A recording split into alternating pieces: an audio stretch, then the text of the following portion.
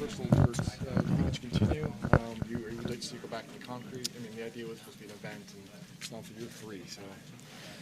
I think that's an industry question that probably has a lot more to it than probably my opinion. My opinion would be that, I think these events, as I've said this a number of times on a number of different races, that these types of events are great ones. So I think that, the industry will just have to decide if they want to keep doing it, and, whether the cars need to be different for one race, and it's just a, it's a lot different preparation for this particular race than it is for others. So, they've done a good job with the event. I mean, there's nothing wrong with the event, but something like this at the same spot just isn't as popular as it usually is the first time. So, but there's just a lot more to it than that. So there's many different factors aside from my opinion.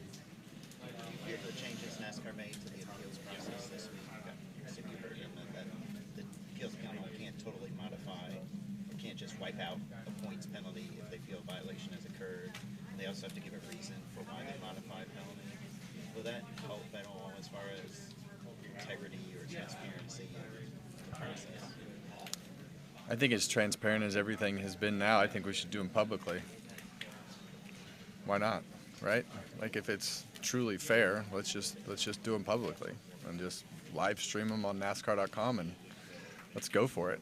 So, I think it's, I think this week, and once again, here I am talking about something that I don't have all the facts for, but what from the outside looking in looks like the same two penalties, and you have one that's undone from a point standpoint and one that stays the same, is it leads to a lot of questions. And so I think when you start adding rules to the process, I think it it adds more questions in my opinion. So I think that seeing it live would be way more entertaining.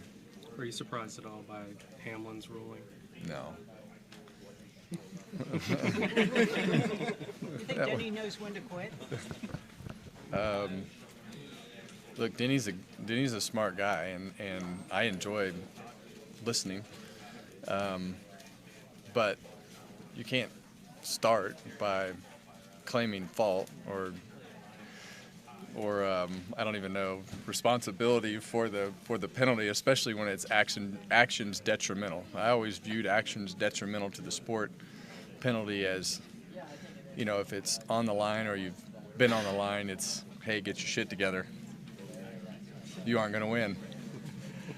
When you see Denny get penalized for that, does that give you reservations about speaking your mind, admitting culpability in anything? I think that's a much different situation with the way that started.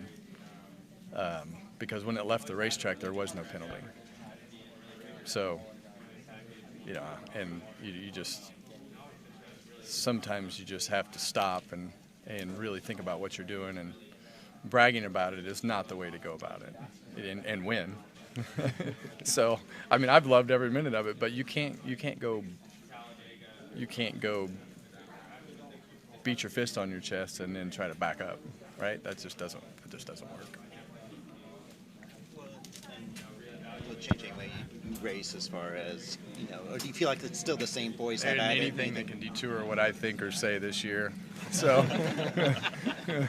I'm going to floor it and hope for the best, especially tonight or tomorrow night. So, I have zero to lose. So I'm just going to have fun with it. I am having fun with it. So I'm in a much different position than most everybody else is, as far as I think I have 29 to go. So some of them have 20 years to go. So there's always going to be politics. There's always going to be things you agree with, disagree with, and learning how to be a part of the system, play the system, know when to speak up, not when to speak up. That's all comes with, experience and situation. So, and the only way you learn is to screw it up. So, I'm in the category of been here for a long time, screwed a lot up. How long did it take you to learn when to talk, when not to talk, when to listen? I'm still learning that. So, I think it's, I think you just, sometimes you just get to a point where you just need to stop. And I took, I still don't know that I've learned when to stop. But if you complain about everything, you won't be heard on anything.